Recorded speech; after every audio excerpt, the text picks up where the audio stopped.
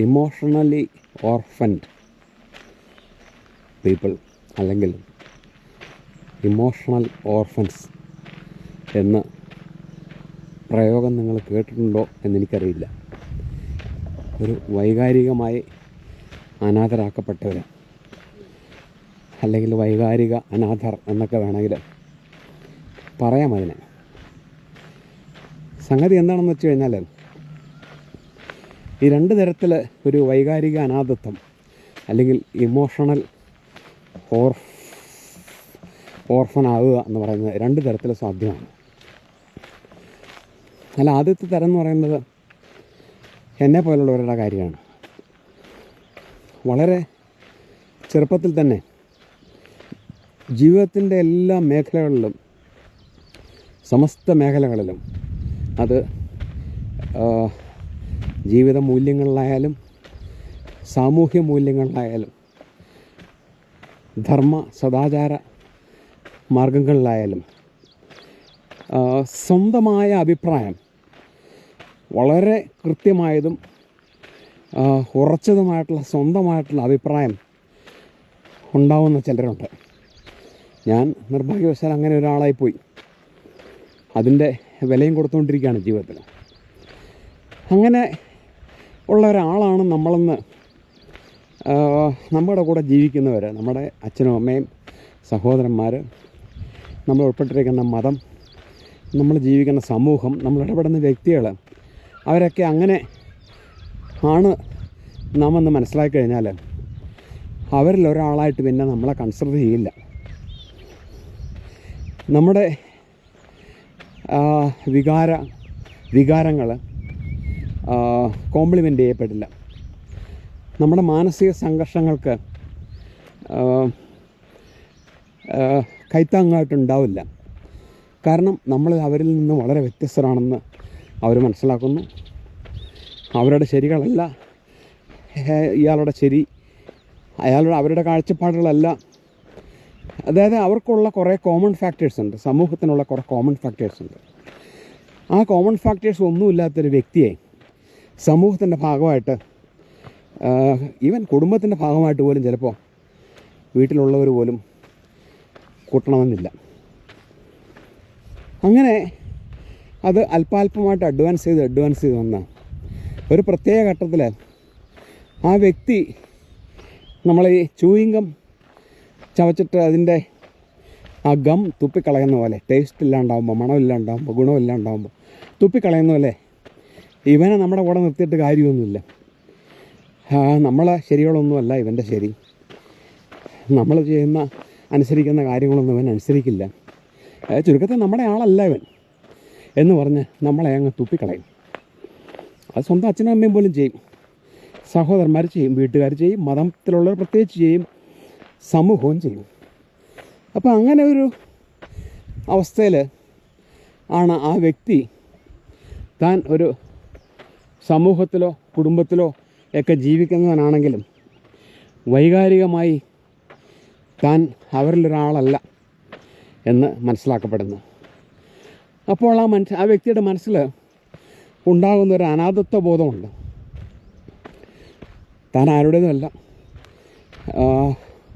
എന്ന് തോന്നുമ്പോൾ ഉണ്ടാകുന്ന ഒരു അനാഥത്വ ബോധം, അത് ഒരല്പം വേദനയും വിഷമമൊക്കെ ഉണ്ടാക്കുമെങ്കിലും എന്തോ ആ വ്യക്തിയുടെ മൈൻഡ് സ്ട്രക്ചറിൻ്റെ പ്രത്യേകത കൊണ്ടോ, അല്ലെങ്കിൽ അയാൾ ശരിയെന്ന് ചിന്തിക്കുന്നതാണ് ശരിയെന്ന് ഉറച്ചു വിശ്വസിക്കുന്നതുകൊണ്ടോ,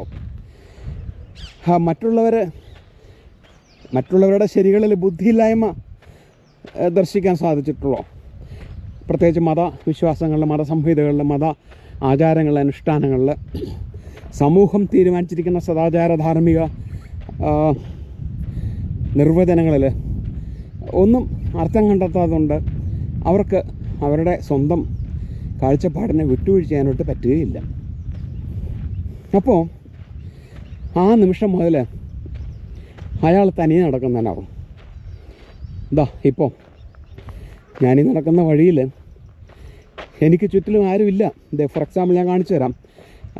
എന്നെ ആരും ഫോളോ ചെയ്യുന്നില്ല, എൻ്റെ കൂടെ ആരും നടക്കുന്നില്ല, എൻ്റെ കൈയാരും പിടിക്കുന്നില്ല, ഞാൻ ആരെയും താങ്ങുന്നില്ല, ഞാൻ തനിയാണ്. നോക്കൂ. അപ്പോൾ ഇങ്ങനെ ഒരു ഈ വഴികളിൽ മനുഷ്യരുണ്ടാവും. ഇപ്പോൾ ഫോർ എക്സാമ്പിൾ ഇവിടെ ധാരാളം മരങ്ങളുണ്ടെങ്കിൽ നടക്കുന്നിടത്ത് ഈ മരങ്ങളും ഞാനും തമ്മിൽ സംവാദം സാധ്യമല്ല, വൈകാരിക കൈമാറ്റങ്ങൾ സാധ്യമല്ല. അവരവിടെ ഉണ്ട് എന്ന് മാത്രം. അതേപോലെയാവും സമൂഹത്തിലൂടെ നടക്കുമ്പോൾ. അത് വീട്ടിൽ, ജോലി സ്ഥലത്ത്, സമൂഹത്തിൽ, ദേവാലയങ്ങളിലെല്ലാം ആ വൈകാരിക ഒറ്റപ്പെടലുണ്ടാവും. നമുക്ക് ചുറ്റുമുള്ളവരായിട്ട് നമുക്ക് ഒത്തുപോകാൻ പറ്റാത്തൊരവസ്ഥയുണ്ടാവും. ആ നിമിഷം മുതൽ അയാളൊരു അനാഥനാക്കപ്പെടുകയാണ്. പക്ഷേ ഒരു ധൈര്യവും തൻ്റെ ശരികളിൽ ഉറച്ചു നിൽക്കാനുള്ള തീരുമാനവും കാരണം ആ വ്യക്തിക്ക് അതിൽ വിട്ടുവീഴ്ച ചെയ്യാൻ പറ്റില്ല. ഇപ്പം ഞാനങ്ങനെ കുറേ ദശകങ്ങളായി ജീവിക്കുകയും അതിൻ്റെ വില കൊടുക്കുകയും ചെയ്യേണ്ടി വന്നിട്ടുള്ള ഒരാളാണ്. ഉദാഹരണത്തിന് എനിക്ക് സാമാന്യം സമൂഹത്തിൽ കൊള്ളാവുന്നൊരു ജോലിയൊക്കെ കിട്ടിയെങ്കിലും, വലിയ കുഴപ്പമില്ലാത്തൊരു വിദ്യാഭ്യാസമൊക്കെ കിട്ടിയെങ്കിലും, ഞാൻ ഉൾപ്പെട്ട മരത്തിൽ നിന്നോ എന്നെ അറിയുന്നവരിൽ നിന്നോ എനിക്കൊരു വിവാഹാലോചന ഒരിക്കലും ഉണ്ടായില്ല. അതിൻ്റെ ഒരേ ഒരു കാരണം ഞാൻ നേരത്തെ പറഞ്ഞത് തന്നെയാണ്. I am not one among them. So അവരിലൊരാളുടെ ഒരു മകളെ എനിക്ക് തന്നാൽ ഇറ്റ് ഈസ് ക്വൈറ്റ് ഡേഞ്ചറസ് എന്നവർക്ക് തോന്നിയിട്ടുണ്ടാവണം. അപ്പോൾ അതുകൊണ്ട് ഉണ്ടായില്ല. ഭാഗ്യവശാലോ നിർഭാഗ്യവശാലോ തന്നെ ഒരു സ്ത്രീക്ക് എന്നെ ഇഷ്ടമായി. ഏതായാലും അവരുടെ കൂടെ കൂടി ജീവിച്ചു, സന്തോഷമായിട്ട് ജീവിക്കുന്നു. ഇതിനിടയ്ക്ക് മക്കളുണ്ടാവുന്നു, കുടുംബം ഉണ്ടാവുന്നു. നമ്മൾ കുറേ ഇമോഷണൽ ഇൻവെസ്റ്റ്മെൻറ്റ് കുടുംബത്തിൽ നടത്തുന്നു. അതാണല്ലോ നമ്മുടെ ടിപ്പിക്കൽ ഏഷ്യക്കാരുടെ ഒരു നേച്ചർ. അതാണല്ലോ നമ്മുടെ വൈകാരിക ഇൻവെസ്റ്റ്മെൻറ്റ് മുഴുവൻ നടത്തുന്ന കുടുംബത്തിലാണ്. അത് തെറ്റാണ്. ഞാൻ മനസ്സിലായി തുടങ്ങി. മക്കൾ, അവരുടെ ഭാവി, അവരുടെ ജീവിതത്തിന് വേണ്ട കാര്യങ്ങൾ, ഇതിനു വേണ്ടിയിട്ട് നമ്മുടെ ജീവിതത്തിൻ്റെ സിംഹ കാലഘട്ടം നമ്മുടെ ജീവിതത്തിൽ ഒത്തിരി ഇഷ്ടങ്ങൾ ബലി കഴിക്കും, വേണ്ടെന്ന് വയ്ക്കും. നമ്മൾ എത്ര ബുദ്ധിമാനാന്ന് പറഞ്ഞാലും അവസാനം നമ്മളതൊക്കെ തന്നെ ചെയ്തു പോകും. കാരണം നമ്മുടെ മക്കളാണല്ലോ, വേറെ ആരും അവരുടെ ആവശ്യങ്ങളെ സഹായിക്കാനുണ്ടാവില്ലല്ലോ. അപ്പോൾ നമ്മൾ തനിയെ നടക്കുകയാണെങ്കിലും നമ്മൾ ഇതിനിടയ്ക്ക് ഈ കുടുംബം എന്ന് പറയുന്ന ആ ഒരു വൈകാരിക സപ്പോർട്ടിൻ്റെ സന്തോഷം കിട്ടുന്നതുകൊണ്ട് നമ്മൾ അതിലിങ്ങനെ കടിച്ചു തൂങ്ങി നിൽക്കും. അപ്പോൾ എനിക്കൊക്കെ പറ്റിയതെന്ന് വെച്ചാൽ എനിക്കാകെ അതേ ഉള്ളൂ. ഞാനും ഭാര്യയും 2 മക്കളും അടങ്ങുന്നൊരു കുടുംബം. അതല്ലാതെ വേറൊരു ലോകം എനിക്കില്ല. ഒരു ഫ്രണ്ട്സിനെ എനിക്ക് കൂട്ടാൻ പറ്റില്ല, എനിക്കൊരു സമൂഹത്തിൽ കൂടാൻ പറ്റില്ല. കാരണം ഞാനൊരു സമൂഹത്തിൽ കൂടണമെന്നുണ്ടെങ്കിൽ എൻ്റെ വ്യക്തിപരമായ മൂല്യങ്ങളെ ഞാൻ കണ്ടമാനം കോമ്പൻസേറ്റ് ചെയ്യേണ്ടി വരും. എന്നിട്ട് സമൂഹം നൂറ്റാണ്ടുകളായിട്ട് ആചരിക്കുന്ന പടുവിഡ്ഢിത്തങ്ങളുടെ മുമ്പിൽ റൈറ്റ്, ശരി അങ്ങനെ തന്നെ എന്ന് പറഞ്ഞ് ഞാൻ തലകുലുക്കിയിരിക്കേണ്ടി വരും. അത് ആത്മഹത്യാപരമായിട്ട് തോന്നിക്കൊണ്ട് എന്നെ പോലുള്ളവർക്കത് പറ്റില്ല. അപ്പോൾ അതാണ് ആദ്യത്തെ ടൈപ്പ് ഇമോഷണലി ഓർഫൻഡാവുന്ന വഴി. രണ്ടാമത് എന്താണെന്ന് വെച്ചാൽ അത് ഓൾമോസ്റ്റ് എല്ലാവർക്കും സംഭവിക്കും. എത്ര വലിയ മതവിശ്വാസിയാണെങ്കിലും കൂട്ടത്തിൽ കൂടി നടന്നവർക്കൊക്കെ ഉണ്ടാവും. അതൊരു 10-25 വയസ്സ് കഴിയുമ്പോഴാണ്. മക്കളൊക്കെ പ്രായപൂർത്തിയായി അവരുടേതായ ഫീൽഡുകളിലേക്കൊക്കെ പോയി അവരുടെ കുടുംബമൊക്കെ ഉണ്ടാക്കി അവർക്ക് അവരുടേതായിട്ടുള്ള സംഘർഷങ്ങളും സാമ്പത്തിക ശാരീരിക ബുദ്ധിമുട്ടുകളും എല്ലാം ഉണ്ടാകുമ്പോൾ സാവകാശം അപ്പനും അമ്മയും അവരുടെ മക്കളിൽ നിന്ന് ഒരു കോണിലേക്ക് ഒതുക്കപ്പെടും. അപ്പോൾ മനുഷ്യൻ കുറച്ചുകൂടെ ഒരു വീക്കാവുന്നൊരു കാലമാണല്ലോ ഈ ഇമോഷണലി, മെൻ്റലി, ഫിസിക്കലി ഒക്കെ വീക്കാവുന്നൊരു കാലമാണ് ഈ 10-25 വയസ്സ് കഴിഞ്ഞ ശേഷമുള്ളൊരു കാലം. ആ കാലഘട്ടത്തിൽ നമ്മൾ ആ വീക്ക്നെസ്സിനെ അതിജീവിക്കാനായിട്ട് പഴയ കാലത്ത് നമ്മുടെ കാരണവന്മാർ ഈ കുടുംബത്തിൽ ഇൻവെസ്റ്റ് ചെയ്തുകൊണ്ടിരുന്നത്, വൈകാരികമായ ഇൻവെസ്റ്റ്മെൻറ്റ് കുടുംബത്തിൽ ചെയ്തുകൊണ്ടിരുന്നത്. അന്ന് അത് ഒരു വയസ്സായിട്ടുള്ള ഡിസിഷനായിരുന്നു. കാരണം കാരണവന്മാർ ജീവിച്ചു വന്ന അതേ പാന്താവിൽ കൂടി അതേ ഇടത്ത് അതേ സ്ഥലത്ത് മക്കളും ജീവിക്കുന്നു. അപ്പോൾ അതുകൊണ്ട് ആ ഇൻവെസ്റ്റ്മെൻറ്റ് നല്ല റിട്ടേൺ തരുമായിരുന്നു. ഇപ്പോൾ എന്താ പറ്റിയെന്ന് വെച്ച് കഴിഞ്ഞാൽ, ഇപ്പോൾ കേരളത്തിലൊരു എക്സാമ്പിൾ എടുക്കുകയാണെങ്കിൽ കേരളത്തിലെ എൻ്റെ പ്രായത്തിലുള്ള ഏതാണ്ട് 99% ആളുകളുടെ മക്കൾ കൂടെ ഇല്ല. ഇനി മക്കളുടെ കൂടെ നിൽക്കാൻ ശ്രമിച്ചാലും അത് വലിയ വലിയ വൈകാരിക വിക്ഷോഭങ്ങൾക്ക് ഇടയാക്കുന്നതുകൊണ്ട് അല്പകാലത്തിന് ശേഷം പലർക്കും അത് ഒഴിവാക്കേണ്ടി വരും. ഞാൻ വീണ്ടും അത് പറയുന്നത് മക്കളുടെ കുഴപ്പമല്ല. തലമുറകൾ തമ്മിൽ എല്ലാ കാലഘട്ടത്തിലും ഉണ്ടായിരുന്ന ജീവിത ത്തെക്കുറിച്ചുള്ള കാഴ്ചപ്പാടുകളുടെ പ്രശ്നമാണ്. അപ്പോൾ അങ്ങനെ ഒരു കാലഘട്ടത്തിൽ മക്കൾ 100% മക്കളുടെ ലോകത്തേക്ക് ഒതുക്കപ്പെടുകയും, മനഃപൂർവ്വമല്ല, അവർ ഒതുക്കപ്പെടുകയും, അതിനിടയ്ക്ക് ഈ അച്ഛനമ്മമാരുടെ വൈകാരിക പ്രശ്നങ്ങൾക്കോ മാനസിക സംഘർഷങ്ങൾക്കോ ഇഷ്ടങ്ങൾക്കോ ഒന്നിനും ഒരു ഇമ്പോർട്ടൻസ് കൊടുക്കാനോ കെയർ ചെയ്യാനോ ഒന്നും വയ്യാതെ വരും. ആ സമയത്ത് ഭയങ്കരമായ രീതിയിലൊരു നഷ്ടബോധം എൻ്റെ പ്രായത്തിലുള്ളവർക്കുണ്ടാവും. ഇനി കൂടെ നിൽക്കാമെന്ന് വെച്ചാലും ഈ പലതരത്തിലുള്ള പൊരുത്തക്കേടുകൾ, ഈ പറയുന്ന വാക്കുകൾ, ചെയ്യുന്ന പ്രവൃത്തികളിൽ ഉള്ള ഈ തലമുറകൾ തമ്മിലുള്ള വിടവുണ്ടാക്കുന്ന പ്രശ്നങ്ങൾ ഒക്കെ കാരണം അവർ കൂടുതൽ ഊണ്ടടായിക്കൊണ്ടിരിക്കും. അപ്പോൾ ഇങ്ങനെ 2 തരത്തിലുള്ള ഇമോഷണൽ ഓർഫൻഡായിട്ടുള്ള മനുഷ്യർ ആണ് നമ്മുടെ സമൂഹത്തിൽ നിന്നുള്ളവർ. അതിൽ എന്നെപ്പോലെ ആദ്യ കാലഘട്ടത്തിൽ ഓർഫൻഡാവുന്നവരുടെ എണ്ണം തുലവും കുറവാണ്. 1% പോലും ഉണ്ട് എന്നെനിക്ക് തോന്നുന്നില്ല. പക്ഷേ ഇപ്പോൾ എൻ്റെ പ്രായം കഴിഞ്ഞവരിൽ നല്ലൊരു ശതമാനവും ഇമോഷണലി ഓർഫൻഡ് മനുഷ്യരാണ്. കഷ്ടമാണ് ഒരു കണക്കിൽ പറഞ്ഞാൽ അവരുടെ കാര്യം. കാരണം എന്താണെന്ന് വെച്ച് കഴിഞ്ഞാൽ പണം ഉണ്ടാവും, പക്ഷേ ആരോഗ്യം ഉണ്ടാവില്ല. ശരീരത്തിന് ആരോഗ്യം ഉണ്ടെങ്കിലും മനസ്സിന് പഴയ പോലെ ആരോഗ്യം ഉണ്ടാവണമെന്നില്ല. അപ്പോൾ they will expect A support from there children, there family. ആ സപ്പോർട്ട് ഒരു ഇമ്പോസിബിൾ ടു സംഗതിയാണെന്ന് തിരിച്ചറിയുന്നൊരു നിമിഷമുണ്ട് എല്ലാ കാരണവന്മാരും. ഞാൻ എൻ്റെ കാര്യം മാത്രമല്ല പറയുന്നത്, എല്ലാ കാരണവന്മാരും. അതിൻ്റെ കാരണം മക്കളുടെ സ്നേഹമില്ലായ്മയല്ല, ഞാൻ വീണ്ടും പറയട്ടെ, because of their life style. ആ സമയത്തുണ്ടാകുന്നൊരു ശൂന്യതാബോധമുണ്ട്, ഒരു എംപ്റ്റിനെസ് ഉണ്ട്. ആ എംപ്റ്റിനെസ്സാണ് ലോകത്തിൽ ഏറ്റവും വലിയ എംപ്റ്റിനെസ് എന്ന് പറയുന്നത്. ഞാൻ ചെറുപ്പകാലത്തിൽ എൻ്റെ വീട്ടുകാരോടും എൻ്റെ മതത്തോടും എൻ്റെ സമൂഹത്തോടും ഞാൻ ജോലി ചെയ്യുന്നിടത്തെ എല്ലാവരോടും പോടാ പുല്ലേ എന്നുള്ള മട്ടിൽ പറഞ്ഞ് ജീവിക്കാനുള്ളൊരു ധൈര്യം എനിക്കുണ്ടായിരുന്നു. ഞാൻ ഒറ്റയ്ക്ക് അങ്ങനെയാണ് ജീവിച്ചത്. ഞാനും ഭാര്യയും 2 മക്കളുള്ള ലോകത്തിൽ ഞങ്ങൾ മാത്രമായിട്ടാണ് ജീവിച്ചത്. ശരിയോ തെറ്റോ എന്നുള്ള വിശകലനമല്ല ഞാൻ പറയുന്നത്. അതൊക്കെ ഡിപ്പെൻസ് ഓൺ വ്യക്തികളെ അനുസരിച്ചാണ് ഇരിക്കുന്നത്. അപ്പോൾ അങ്ങനെ ആരോഗ്യം ഉണ്ടായിരുന്ന കാലത്ത് അത് സാധിച്ചു. പക്ഷേ ഇപ്പോൾ ശാരീരികമായ വീക്ക്നെസ് ഉണ്ടാവുക, മാനസികമായ വീക്ക്നെസ് ഉണ്ടാവുക.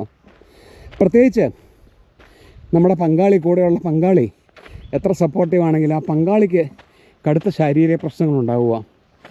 അങ്ങനെയൊക്കെ ഉണ്ടാകുന്നൊരവസരത്തിലാണ് നമുക്ക് ഈ ഇമോഷണൽ ഓർഫൻസിന് ഏറ്റവും കൂടുതൽ ഒരു ശൂന്യതാ ബോധം ഉണ്ടാകുന്നു. ഇതാ കുറേ കഴുതകളൊക്കെ ഉണ്ടോ. നമ്മളൊക്കെ ഒരു തരത്തിൽ കഴുതകളാണ്. കാരണം ശരിയെന്ന് പരമ്പരാഗതമായ സമൂഹം പറഞ്ഞിരിക്കുന്ന കാര്യങ്ങൾ ചെയ്യുകയും അതിൻ്റെ അവസാനം ഔട്ട്പുട്ട് നമ്മൾ ഉദ്ദേശിച്ച രീതിയിലുള്ള റിട്ടേൺ, അത് വൈകാരികമായ റിട്ടേണോ ശാരീരികമായ കരുതലോ സ്നേഹമോ ഒന്നും കിട്ടില്ല എന്നുള്ളൊരവസ്ഥ വരുമ്പോൾ നമ്മളൊക്കെ അവസാനം ഇതുപോലെ ആയിത്തീരും. ഒറ്റയ്ക്ക് നടക്കുന്ന കഴുതകളായിട്ട് മാറും. ഒരമ്മയും ഒരു കൊച്ചു കുഞ്ഞുമാണ് കേട്ടോ. അപ്പോൾ എന്തെങ്കിലും ആവട്ടെ, ഞാൻ പറഞ്ഞു വന്നതെന്ന് വെച്ച് കഴിഞ്ഞാൽ, നിങ്ങൾ നിവൃത്തിയുണ്ടെങ്കിൽ എന്നെപ്പോലെ ഒരു ബുദ്ധിയില്ലാത്ത മനുഷ്യനാവരുത്. നിങ്ങൾക്ക് എത്ര ഉറച്ച വ്യക്തിത്വം ഉണ്ടായാലും, എത്ര ഉറച്ച ശരിതെറ്റുകളുണ്ടായാലും, നിങ്ങളൊരു കാരണവശാലും നിങ്ങൾ സമൂഹത്തിൻ്റെ വാല്യൂസ്, സമൂഹത്തിൻ്റെ ഒപ്പം നടക്കണം. സമൂഹത്തിൻ്റെ വാല്യൂസിനെയൊക്കെ കണ്ണടച്ച് കോട്ടം വെച്ചിട്ട് നിങ്ങളതിനകത്ത് ഇൻവോൾവ് ചെയ്ത് നടക്കണം. അല്ലെങ്കിൽ എന്താ കുഴപ്പമെന്ന് വെച്ചാൽ നിങ്ങൾ ഒരു അനാഥനാവും. ആരും ഉണ്ടാവില്ല നിങ്ങളെ സപ്പോർട്ട് ചെയ്യാൻ. കാരണം നമ്മൾ ആരുടെ ആളല്ല. ഞാനൊരു മതത്തിൻ്റെ ആളല്ല, ഞാനൊരു പ്രസ്ഥാനത്തിൻ്റെ അനുയായിയല്ല, രാഷ്ട്രീയത്തിൻ്റെ അനുയായിയല്ല. എനിക്ക് മദ്യപാനമോ അല്ലെങ്കിൽ അതുപോലുള്ള മറ്റ് അംഗീകരിക്കപ്പെട്ട വിനോദങ്ങളോ അംഗീകരിക്കപ്പെടാത്ത വിനോദങ്ങളോ ഉള്ള ഗ്രൂപ്പുകളായിട്ട് ബന്ധമില്ല. ഒക്കെ പ്രശ്നങ്ങളാണ്. സോ ഞാനുമൊക്കെ ഇങ്ങനെ മരക്കൂട്ടങ്ങൾക്കിടയിലുള്ള പാതയിലൂടെ, ഈ മരക്കൂട്ടങ്ങളൊക്കെ മനുഷ്യരാണെന്ന് നിങ്ങൾ ചിന്തിക്കുകയാണെങ്കിൽ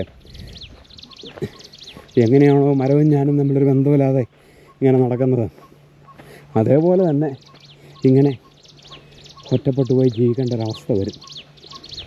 അപ്പോൾ അതൊരു നല്ല കാര്യമായിട്ട് എനിക്ക് തോന്നുന്നില്ല. പക്ഷേ being a man, I mean സാധാരണ ഡെഫിനിഷനിലൊരു മാനല്ല, ബീയിങ് എ മാൻ നമുക്കത് ചെയ്യേണ്ടി വരും. അല്ലെങ്കിൽ ഒരു മോഴയായിട്ട് ആണത്തമില്ലാതെ, സ്വന്തമായ വ്യക്തിത്വമില്ലാതെ കൂട്ടം ചേർന്ന് ജീവിക്കാം. അത് എന്നെപ്പോലുള്ളവർക്ക് പറ്റില്ല. സോ ഞാൻ തനിയെ നടക്കാൻ തന്നെ തീരുമാനിച്ചിരിക്കുന്നു. ഞാൻ ഇമോഷണൽ സപ്പോർട്ടിന് വേണ്ടി ആരുടെയും അടുത്ത് എൻ്റെ ഇതേവരെയുള്ള ജീവിതത്തിൽ ഞാൻ കണ്ടെത്തിയ മൂല്യങ്ങളെ, ചിന്തകളെയും വിട്ടുവീഴ്ച ചെയ്യാൻ ഞാൻ തീരുമാനിച്ചിട്ടില്ല. I will walk alone. ഇപ്പം എൻ്റെ ഭാര്യ കൂടെ ഉണ്ട്. നാളെ അവളുണ്ടാവണമെന്നില്ല, അല്ലെങ്കിൽ ഞാനുണ്ടാവണമെന്നില്ല. Anyway, I am never going to fear anything. എത്ര വലിച്ചെറിയപ്പെടലുകളും എത്ര ഒറ്റപ്പെടലുകളും എന്തെല്ലാം ഉണ്ടായാലും I will fight and leave. നിങ്ങളും അങ്ങനെ തന്നെ ചെയ്യാം. അപ്പം ഞാനിപ്പോൾ ഇതെല്ലാം പറഞ്ഞത് ഇങ്ങനെ ഒരു 2 തരത്തിലുള്ള അനാഥത്വം കൂടി ഈ ഭൂമിയിലുണ്ട് മനുഷ്യരുടെ ഇടയിലെന്ന് കാണിക്കാൻ വേണ്ടിയിട്ടാണ്. ഓക്കെ.